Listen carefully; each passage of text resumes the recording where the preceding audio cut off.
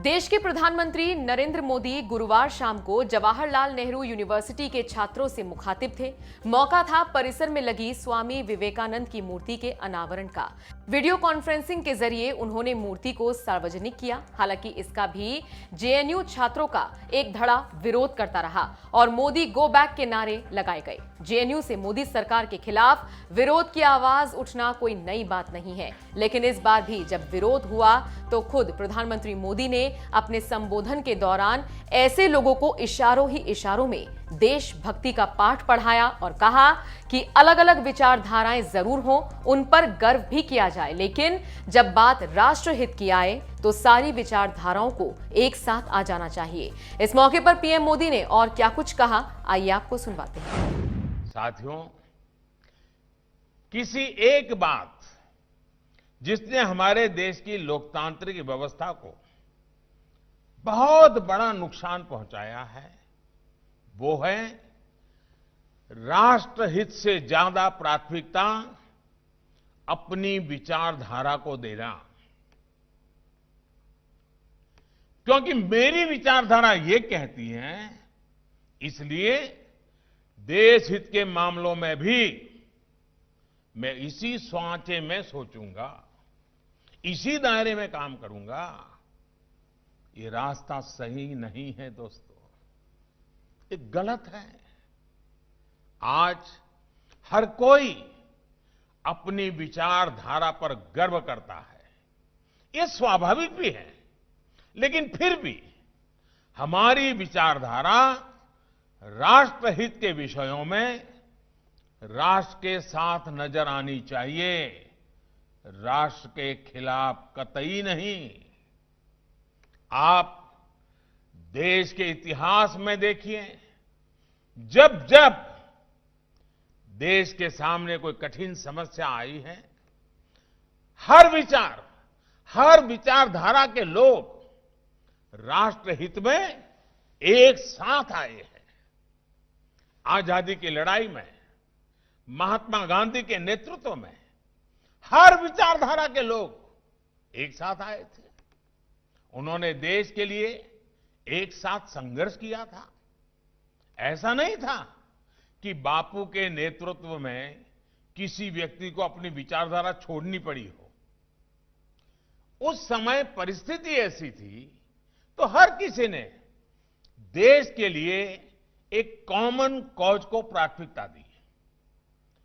आप इमरजेंसी को याद करिए, इमरजेंसी के दौरान भी देश ने यही एकजुटता देखी थी।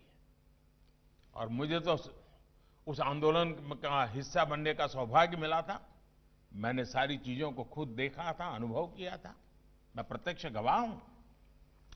इमरजेंसी के खिलाफ उस आंदोलन में कांग्रेस के पूर्व नेता और कार्यकर्ता भी थे, आरएसएस के स्वयंसेवक और जनसंघ के लोग भी थे, समाजवादी लोग भी थे, कम्युनिस्ट भी थे, जेएनयू से जुड़े कितने ही लोग थे जिन्होंने एक साथ आकर इमरजेंसी के खिलाफ संघर्ष किया था। इस एकजुटता में, इस लड़ाई में भी किसी को अपनी विचारधारा से समझौता नहीं करना पड़ा था। बस उद्देश्य एक ही था, राष्ट्रहित। और यह उद्देश्य ही सबसे बड़ा था।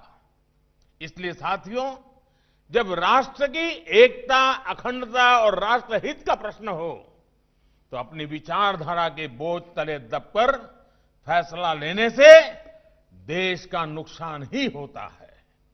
हां, मैं मानता हूं कि स्वार्थ के लिए,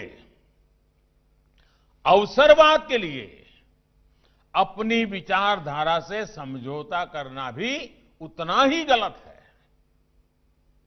इस इंफॉर्मेशन एज में अब इस तरह का अवसरवाद सफल नहीं होता और हम बिल्कुल रोजमर्रा की जिंदगी में आजकल इन चीजों को बड़ी बारीकी से देख भी पा रहे हैं। हमें अवसरवाद से दूर, लेकिन एक स्वस्थ संवाद को लोकतंत्र में जिंदा रखना है। साथियों, आपके यहां तो आपके हॉस्टल्स के नाम भी गंगा, साबरमती, गोदावरी, ताप्ती, कावेरी, नर्मदा, झेलम, सतलुज जैसी नदियों के नाम पर है। इन नदियों की तरह ही आप सभी देश के अलग अलग हिस्सों से आते हैं, अलग अलग विचार लेकर आते हैं और यहां मिलते हैं। आइडियाज की इस शेयरिंग को, नए नए विचारों के इस प्रवाह को अविरल बनाए रखना है, कभी सूखने नहीं देना है। हमारा देश वो महान भूमि है जहां अलग अलग बौद्धिक विचारों के बीच अंकुरित होते रहे हैं, विकसित होते रहे हैं और फलते भी हैं, फूलते भी हैं। इस परंपरा को मजबूत करना आप जैसे युवाओं के लिए तो खास तौर पर बहुत आवश्यक है। इसी परंपरा के कारण भारत दुनिया का सबसे वाइब्रेंट लोकतंत्र है। मैं चाहता हूं कि हमारा देश का युवा कभी भी किसी भी स्टेटस को ऐसे ही एक्सेप्ट न करें। कोई ये कह रहा है इसलिए सही मान लो, ये नहीं होना चाहिए। आप तर्क करिए, बात करिए, विवाद करिए, स्वस्थ चर्चा करिए, मनन मंथन करिए, संवाद, और फिर किसी परिणाम पर पहुंचिए। स्वामी विवेकानंद जी ने भी कभी स्टेटस को स्वीकार नहीं किया था। और हां, एक चीज जिस पर मैं खास तौर पर बात करना चाहता हूं और वो है ह्यूमर, आपस में हंसी मजाक। ये बहुत बड़ा लुब्रिकेटिंग फोर्स है। अपने भीतर स्पिरिट ऑफ ह्यूमर को जरूर जिंदा रखिए। कभी कभी तो मैं कई नौजवानों को देखता हूं जैसे इतने बोझ नीचे दबे हुए होते हैं, जैसे सारा पूरी दुनिया का बोझ उनके सर पे है। कई बार हम अपनी कैंपस लाइफ में, पढ़ाई में, कैंपस पॉलिटिक्स में ह्यूमर को ही भूल जाते हैं। इसलिए हमें इसे बचाकर रखना है।